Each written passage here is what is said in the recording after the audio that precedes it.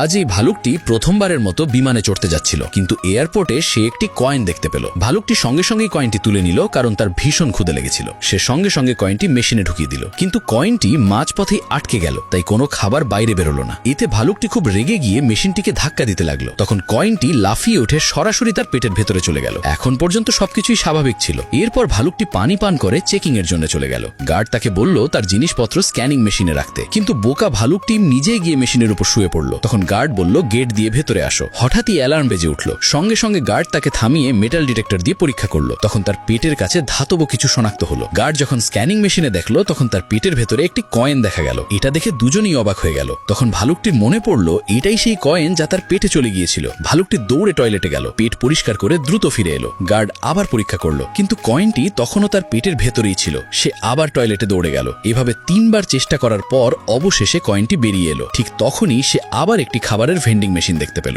এবার সে কয়েনটি আবার মেশিনে ঢুকিয়ে দিল, আর শেষ পর্যন্ত তার খাওয়া দাওয়ার ব্যবস্থা হয়ে গেল।